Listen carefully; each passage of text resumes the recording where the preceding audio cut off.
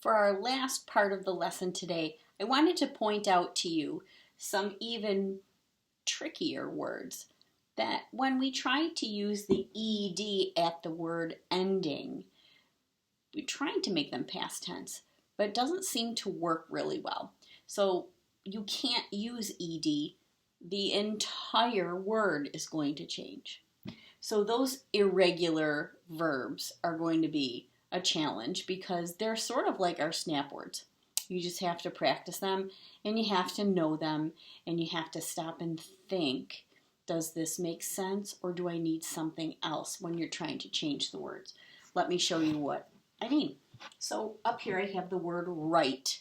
Now if you wanted to make that word past tense, usually we would put an ed at the end, and this one we would take off the silent e and we would put ed, and let me show you what it would look like. Righted.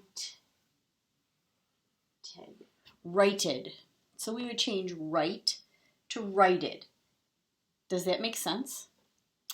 Really small kids, sometimes preschoolers and younger, when they're just learning how to talk, they pick up on that ed to make words make sense in the past tense.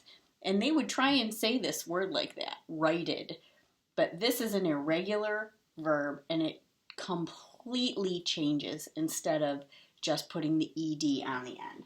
So instead of righted, we would have to say wrote. And that is spelled similar, but not at the end. Wrote. So to change the word write to the past tense, we would have to say wrote. I write in my journal, or I wrote in my journal. Same thing happens with the word give. You can't just put that ed on the end and make it say gived, although little kids might say it that way, and we understand what they mean. They're just learning. You can't say, I gived my friend some candy. You can give your friend some candy, or you gave your friend some candy. So, can't use gived, it has to be gave. So, give, gave is past tense. The word catch, like you catch a ball. We would not say, I catched a ball. Your eyes should be telling you, ooh, that looks funny. And your ears definitely should be agreeing, catched. That's not quite right.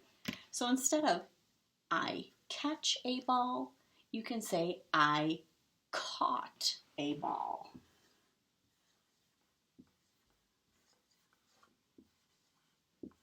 And there's that ending that we've learned before, caught. Then down here I have tell. We wouldn't say telled. That's not quite right. We would say told. So for past tense, we would change write to wrote, give to gave, catch to caught, tell to told. Now I'm going to put a few more words up here. I'm going to read them with you, and I want you to think about it, and I'm going to ask you to shout out the past tense of the word, and when I hear you, I'm going to write it on my board, okay? So, we're going to use draw, grow, and sleep. You know what, there's one more let's sneak in here. How about this one? Sell. Move my board over just a little so you can see it. Are you ready? Think about it. Draw. How would you change that to past tense? I hear somebody say drawed. Think again. Not drawed. You're right, drew. Draw changes to drew. What about the word grow? It's not growed. What do you think? Say it a little louder.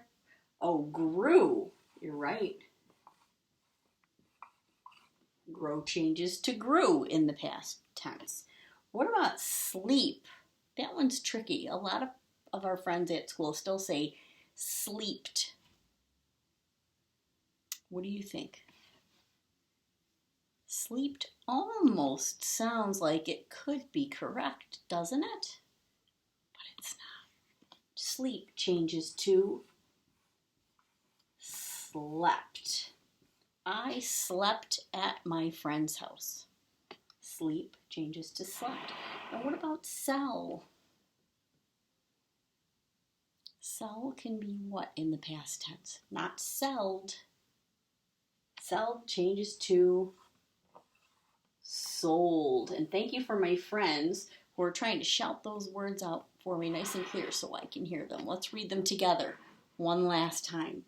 Draw, drew, grow, grew, sleep, slept, and sell changes to sold. Now those aren't the only tricky irregular verbs that we have, but that's enough just to give you an idea that if you're trying to use ed to change a word to past tense and it doesn't look quite right and it doesn't sound quite right, you can always see if it's an irregular verb and change the form altogether. Thanks.